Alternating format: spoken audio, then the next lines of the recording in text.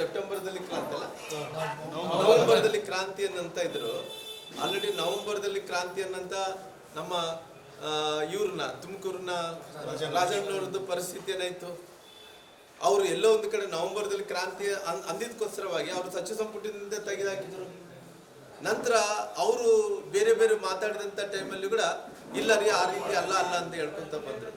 ಇವತ್ತು ಮುಖ್ಯಮಂತ್ರಿ ಮಗನೇ ಯತೀಂದ್ರ ಅವರೇ ಹೇಳಿದಾರ, ಮುಂದಿನ ದಿನಗಳಲ್ಲಿ ನಮ್ಮ ಸತೀಶ್ ಅವ್ರಿಗೆ ಮುಖ್ಯಮಂತ್ರಿಗಳಿಗೆ ಅವಕಾಶವನ್ನು ಮಾಡಿಕೊಡ್ತೀವಿ ಅನ್ನಂತಂದ್ರೆ ಆ ರೀತಿ ಅರ್ಥ ಮಾಡೋಂಥ ರೀತಿಯಲ್ಲಿ ಹೇಳಿದ್ದಾರೆ. ನಾನು ಹೇಳ್ತೀನಿ, ಸತೀಶ್ ಅವರು ಮುಖ್ಯಮಂತ್ರಿಗಳಾಗಂಗಿದ್ರೆ ಬಹಳಷ್ಟು ಸಂತೋಷ ಅಲ್ಲ. ಆ ಸಮುದಾಯದ ವಾಲ್ಮೀಕಿ ಸಮುದಾಯ ಬಹಳಷ್ಟು ದೊಡ್ಡ ಸಮುದಾಯ ಇರೋ ಕಾರಣ ಅವ್ರು ಅಂತ ಅವಕಾಶವನ್ನು ಮಾಡಿಕೊಟ್ರಿಗಿನ ಎಲ್ಲ ಒಂದು ಕಡೆ ಎಲ್ಲರೂ ಕೂಡ ಸಂತೋಷ ಆಗಂತ ವಿಚಾರ. ಯಾಕಂದ್ರೆ ದುಡಿದಾರ, ಅಲ್ಲಿ ಅವಕಾಶ ಇದ್ದಂಥ ಟೈಮಲ್ಲಿ ಆಗಲಿಲ್ಲ. ಸರ್, ಈಗ RSS ಟೀಕೆ ಮಾಡೋದು ಹಿಂದೂಗಳ ಆಚರಣೆಗಳು ಕೂಡ ಟೀಕೆ ಮಾಡ್ತಿದ್ದಾರೆ. ದೊಣ್ಣೆ ಹಿಡಿದವರೆಲ್ಲ ದನ ಕಾಯೋರಂತ ಹರಿಪ್ರಸಾದ್. ಅದ್ರ ಜೊತೆಗೆ ಭಾರತೀಯ ಜನತಾ ಪಾರ್ಟಿಯಿಂದ ಏನು ವಿಧಾನ ಪರಿಷತ್ತಿನ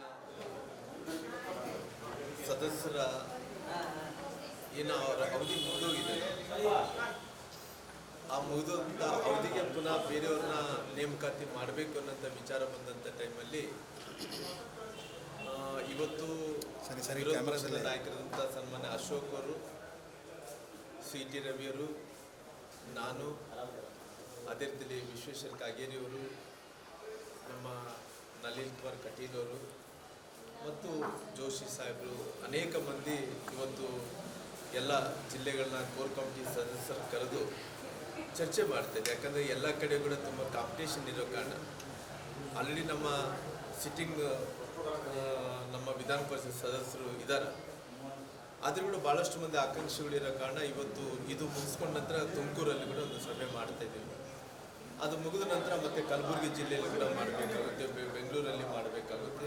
ನಂತರ ಬೇರೆ ಕಡೆ ಕೂಡ 5 ವಿಧಾನ ಪರಿಷತ್ ಸದಸ್ಯರು ಗ್ರ್ಯಾಜುಯೇಟ್ ಕಾನ್ಸ್ಟಿಟ್ಯೂನ್ಸಿಯಿಂದ ಅವರು ಅವಧಿ ಮುಗಿದಿರೋ ಕಾರಣ ಪುನಃ ಯಾವ ರೀತಿಯಲ್ಲಿ ರಾಜಕೀಯ ಪ್ರಕ್ರಿಯೆಗಳನ್ನು ಪ್ರಾರಂಭ ಮಾಡಬೇಕು ಅನ್ನೋ ಕಾರಣದಿಂದ ಎಲ್ಲರ ಹತ್ರ ಚರ್ಚೆ ಮಾಡಿದ ನಂತರ ಪುನಃ ಕೋರ್ ಕಮಿಟಿಗೆ ಅದನ್ನು ತಗೊಂಡೋಗಿ ಈ ಥರ ಆಕಾಂಕ್ಷಿಗಳಿದ್ರು, ಈ ಥರ ಚರ್ಚೆ ಆಯಿತು, ಎಲ್ಲ ವಿಚಾರಗಳನ್ನು ಕೂಡ ಅಧ್ಯಕ್ಷರ ಜೊತೆಯಲ್ಲಿ ರಾಷ್ಟ್ರೀಯ ನಾಯಕರ ಜೊತೆ ಚರ್ಚೆ ಮಾಡಿ ಅಂತಿಮವಾದಂಥ ತೀರ್ಮಾನವನ್ನು ಪುನಃ ಸೆಂಟ್ರಲಿಗೆ ಕಳಿಸ್ಕೊಟ್ಟು ಅದನ್ನು ನಿರ್ಧಾರವನ್ನು ಮಾಡೋಂಥ ಕೆಲಸ ಮಾಡ್ತಾರೆ.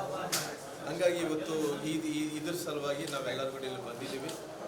ಹಂಗಾಗಿ ಕರ್ನಾಟಕ ರಾಜ್ಯದಲ್ಲಿ ಒಂದು ರೀತಿ ಅಘೋಷಿತ ತುರ್ತು ಪರಿಸ್ಥಿತಿಯನ್ನು ನಾವು ನೋಡೋಂಥ ಪರಿಸ್ಥಿತಿ ಆ ರೀತಿಯನ್ನು ಎದುರಿಸ್ತಾ ಇದ್ದೀವಿ. ಯಾಕಂದರೆ ಇವತ್ತು ಆಗಿನ 1975ರಲ್ಲಿ ಇಂದಿರಾ ಗಾಂಧಿಯವರು ತುರ್ತು ಪರಿಸ್ಥಿತಿಯನ್ನು ಏರಿದ್ರು. ಅವ್ರ ವಿರುದ್ಧವಾಗಿ ಯಾರೇ ಏನೇ ಮಾತಾಡಿದ್ರು ಕೂಡ ಜೈಲಿಗೆ ಹಾಕುವಂಥ ಕೆಲಸ ಅವತ್ತಿನ ತುರ್ತು ಪರಿಸ್ಥಿತಿಯಲ್ಲಿ ಆಗ್ತಾ ಇತ್ತು. ಅದೇ ಪರಿಸ್ಥಿತಿ ಕರ್ನಾಟಕ ಏನು ಹೇಳ್ತಾ ಇದ್ರು, ಸೆಪ್ಟೆಂಬರ್ದಲ್ಲಿ ಕ್ರಾಂತಿ ಅಲ್ಲ, ನವೆಂಬರ್ದಲ್ಲಿ ಕ್ರಾಂತಿ ಅನ್ನಂತ ಇದ್ರು. ಆಲ್ರೆಡಿ ನವೆಂಬರ್ದಲ್ಲಿ ಕ್ರಾಂತಿ ಅನ್ನಂತ ನಮ್ಮ ಇವ್ರನ್ನ ತುಮಕೂರಿನ ರಾಜಣ್ಣವ್ರದ್ದು ಪರಿಸ್ಥಿತಿ ಏನಾಯ್ತು. ಅವರು ಎಲ್ಲೋ ಒಂದು ಕಡೆ ನವೆಂಬರ್ದಲ್ಲಿ ಕ್ರಾಂತಿ ಅಂದಿದ್ದಕ್ಕೋಸ್ಕರವಾಗಿ ಅವರು ಸಚಿವ ಸಂಪುಟದಿಂದ ತೆಗೆದುಹಾಕಿದ್ರು.